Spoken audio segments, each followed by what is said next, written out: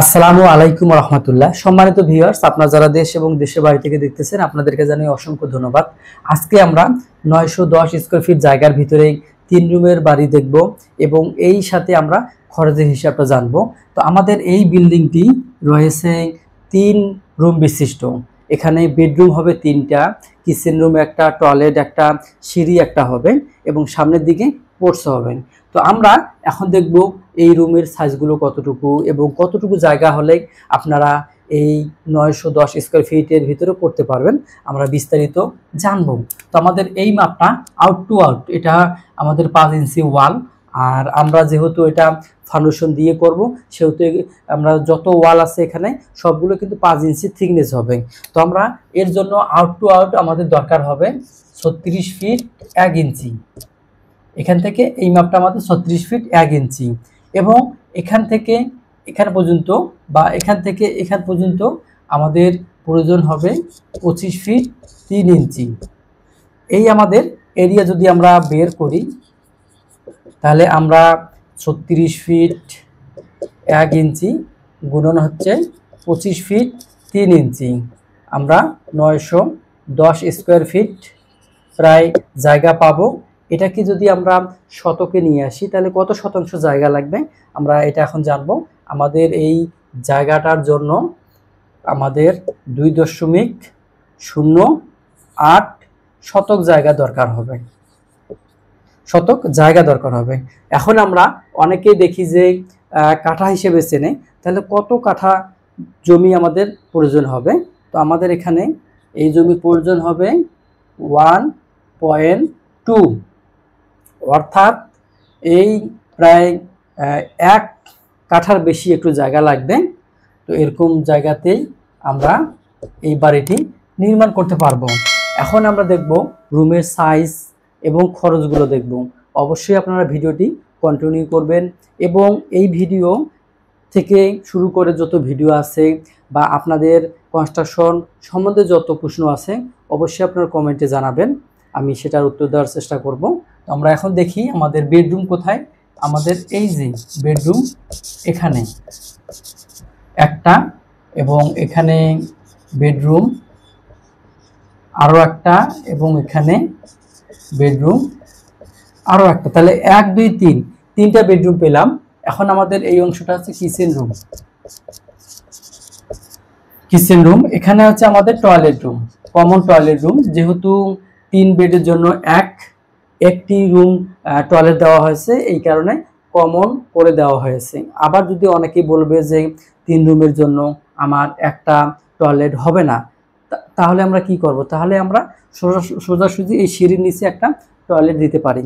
এখন আমরা দেখব আমাদের এই অংশটা আমরা কি হিসেবে ব্যবহার করতে পারি, ড্রয়িং কাম ডাইনিং হিসেবে আমরা ব্যবহার করতে পারি। এখন আমরা দেখব আমাদের মাপগুলো। আমরা যদি এই বেডরুম আসি তাহলে এই বেডরুম হচ্ছে 11 ফিট বাই 12 ফিট। এরপরে এই কিচেন রুম যদি আমরা দেখি তাহলে এখান থেকে এটা 7 ফিট, এখান থেকে এটা হচ্ছে 9 ফিট। এরপরে আমাদের টয়লেট হচ্ছে এখান থেকে এই অংশটা 5 ফিট, এখান থেকে এটা হচ্ছে 7 ফিট। এগুলো হচ্ছে ভিতর মাপ।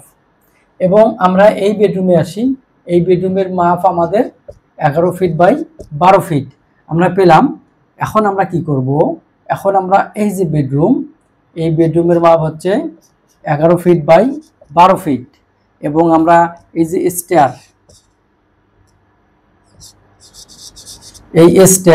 এই স্টেয়ার সমান জায়গা হচ্ছে এই যে 11 ফিট বাই 12 ফিট। এরকম জায়গার ভিতরে আমরা এই স্টেয়ারটা নির্মাণ করব।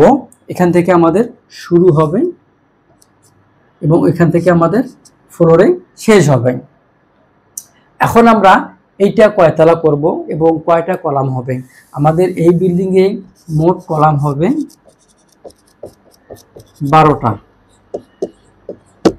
12টা। এখন এই পোর্সের ব্যাপারে আসি। এই পোর্সটা কি করবেন? এই পোর্সটা হচ্ছে যে কোনো ডিজাইনের আপনারা করতে পারেন। অনেক সময় কেউ রাউন্ড করে তাও করতে পারেন, অনেক সময় কেউ সামনের দিকে আরও বেশি নেয় সেটা করতে পারেন।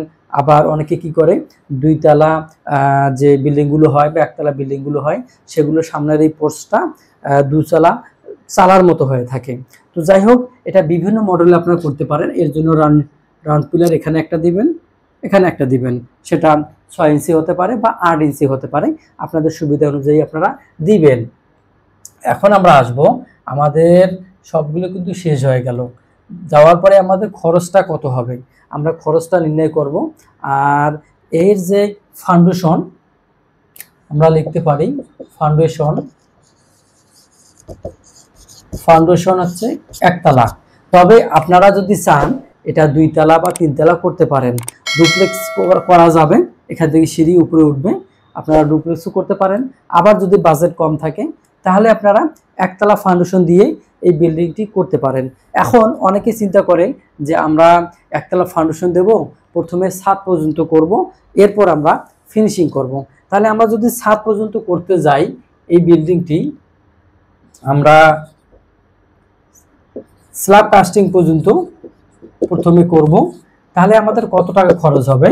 আমাদের এই বিল্ডিংটি একতলা ফাউন্ডেশন দিয়ে যদি আমরা ছাদ পর্যন্ত করতে যাই তাহলে আমাদের খরচ পড়বে 7 লক্ষ টাকা। 7 লক্ষ টাকা খরচ হলেই আমাদের ছাদ ঢালাই হয়ে যাবে এই বিল্ডিংটা। এখন আমরা এটাকে ফিনিশিং করব বা কমপ্লিট করব। কমপ্লিট করতে কত টাকা খরচ হবে? এই বিল্ডিংটি একতলা ফাউন্ডেশন দিয়ে একতলা ফুলফিলভাবে কমপ্লিট করতে গেলে আমাদের খরচ পড়বে প্রায় আমরা 16 লাখ ধরতে পারি। এখন দেখা যায় এই খরচের হিসাবটা অনেক সময় এলাকা ভেদে হয়ে থাকে এবং সময় ভেদে হয়ে থাকে। অর্থাৎ আমরা এখন 2025 সালে আছি, এরপর যখন 26 যাব, 27 যাব, তখন এই খরচটা কমতে পারে, বাড়তে পারে। আবার দেখা যায় যে অনেক এলাকায়, যেমন শহর এলাকায় যদি কেউ এরকম বাড়ি নির্মাণ করে, সেক্ষেত্রে কিন্তু খরচটা বেড়ে যাবে। তো যাই হোক, এটা শুধু আইডিয়া দেওয়ার জন্য আমাদের আজকের এই ভিডিও। তো এখনও যারা চ্যানেলটি সাবস্ক্রাইব করেনি অবশ্যই সাবস্ক্রাইব করবেন এবং আপনাদের গুরুত্বপূর্ণ মতামত প্রদান করবেন। ভালো থাকবেন, সুস্থ থাকবেন। আল্লাহ হাফেজ।